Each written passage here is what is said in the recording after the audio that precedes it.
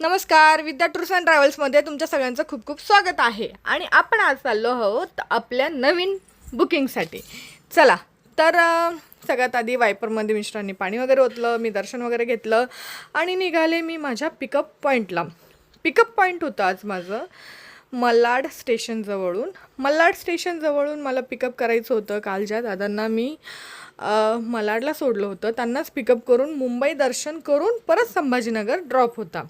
मी आले होते मलाडला, Malad railway स्टेशनजवळ. Railway स्टेशनवरनंच त्यांना पिकअप करायचं होतं. इथेच नियर बाय त्यांची हॉटेल्स बुक केलेली होती. आणि पहिल्यांदा ते मुंबईत आल्यामुळं त्यांना मुंबई पण बघायची होती. मुंबई बघून, मुंबई दर्शन करून आणि मग आम्हाला आमच्या परत संभाजीनगरच्या पुढच्या प्रवासाला सुरुवात करायची होती.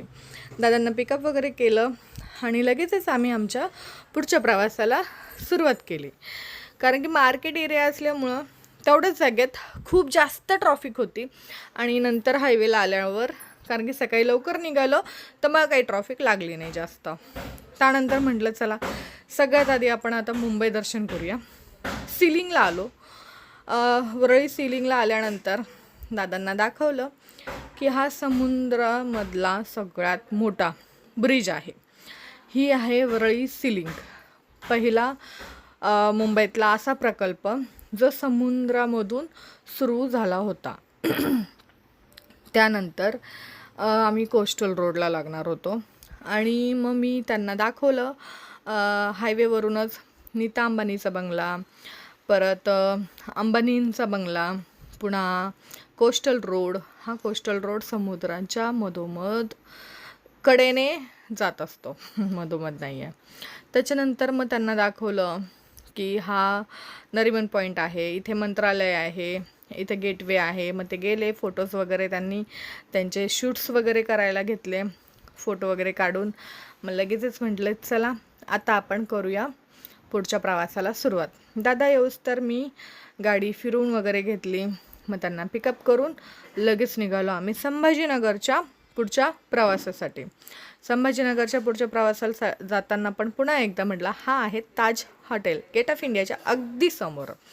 त्यानंतर म्हटलं चला तुम्ही मूव्हीजमध्ये, पिक्चर्समध्ये खूप वेळेस हे सगळे सीन पाहिलेले असतील, पण मी पुन्हा तुम्हाला दाखवते की इथं आहे आपलं करन्सी जे बनवतात त्याची कंपनी आहे. त्यानंतर इथं व्हाईट हाऊस होता. त्यानंतर खूप साऱ्या गोष्टी मी त्यांना गाडीतूनच दाखवल्या. त्यानंतर निघालो आम्ही फ्रीवेला. फ्रीवे घेतला आणि म्हटलं आता हायवेला लागूया. हायवेला लागण्यासाठी खूप पाऊस सुरू झाला होता.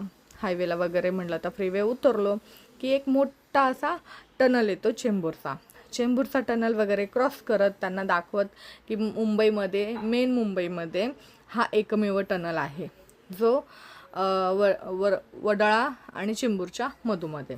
त्यानंतर हायवेला आलो, नाश्त्याला थांबलो. नाश्ता वगैरे कंप्लीट करून पुन्हा समृद्धी महामार्गाला लागायचं होतं. समृद्धी महामार्गाला जायच्या आधी बरीचशी ट्रॉफिक लागली. त्यानंतर म्हटलं आता समृद्धी महामार्ग घेतला की आपल्याला कुठेही ट्रॅफिक लागणार नाही.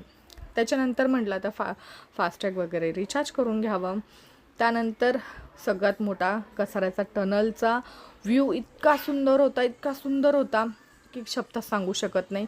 निसर्गाचं एक आगळं वेगळं रूप पाहिलं. त्यानंतर आलो सिन्नरला पेट्रोलवर गाडी लागली होती. मग सिन्नरला आलो, गॅस भरला, गॅस वगैरे भरून घेतला. इथेही एवढं काही प्रेशर पाहिजे असं मिळत नाही आणि गॅस मग 1-2 पॉईंट तो कमीच राहतो. इथला माझा नेहमीचा हा अनुभव की एखादा पॉईंट तरी हा शेवटचा कमीच राहतो. प्रेशर भरपूर असतं पण माहीत नाही का नाही बसत. त्यानंतर मग समृद्धी महामार्गाला लागायचं म्हटल्यानंतर दादानी लावलं नव्हतं सीट बेल्ट आणि साहेबांनी घेतलं बाजूला. साहेबांना खूप विनवण्या केल्या, रिक्वेस्ट केली आणि त्यानंतर निघालो परत आम्ही आमच्या पुढच्या प्रवासाला. साहेबांनी तर सोडलं.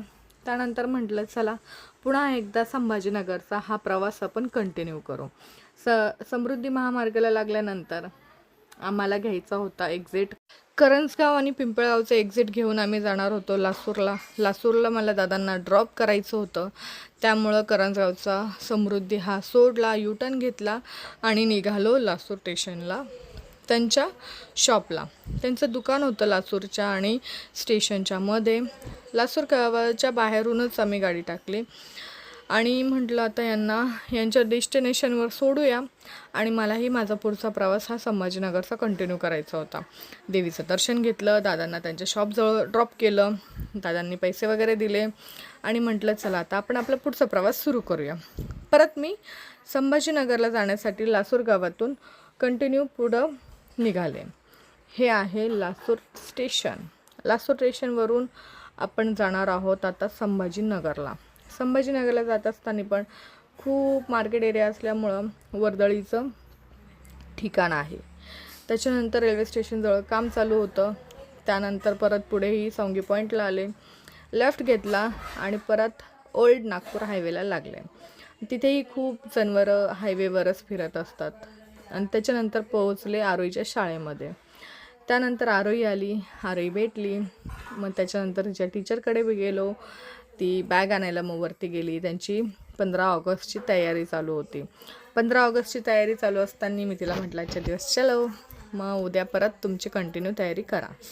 तिच्या सगळ्या फ्रेंडला हाय बाय केला आणि आरोईला घेऊन मी निघाले घरी.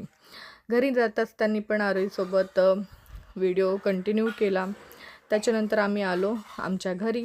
रो हाऊसला पहिलाच रो हाऊस आहे. त्याच्यानंतर आरोही आली आणि तिचे बॅग्स वगैरे चेंज करायला लागली. आईला खाऊ आणलेला होता, आईने खाऊ वगैरे सोडला, खाल्ला. आरोहीने चेंज केल्यानंतर आम्ही निघालो तिला CNG भरायला. म्हणजे माझ्या गाडीत CNG भरायचा होता, तो CNG भरून आम्हाला यायचं होतं. तेवढ्यात हे दादा भेटले. ते म्हटले की विद्यार्थी आम्ही तुम्हाला खूप दिवसांपासून फॉलो करतो, खूप वर्षांपासून मी फॉलो करतो, चला एक कप चहा घेऊया. खूप आग्रह होता. शेवटी मग एक कप आम्ही चहा घ्यायला गेलो आणि त्यानंतर परत निघालो पुढच्या CNG भरायला. पुढे जाऊन आम्हाला CNG घ्यायचा होता. परत CNG पंपावर आलो. CNG पंपावर आल्यानंतर CNG भरायला गाडी लावली. CNG भरून घेऊन परत आम्हाला रिटर्न घरी यायचं होतं. त्यानंतर CNG वगैरे भरायला गाडी लावल्यानंतर इथं अजिबात गर्दी राहत नाही. मला लोकेशन नाही सांगता येणार, पण एवढं सांगू शकते की वडगाव रोडच्या ह्या साईडला कुठेतरी हा CNG पंप आहे. म्हणजे प्रॉपर लोकेशन माहीत नाही, पण मला माहिती CNG कुठे भेटते.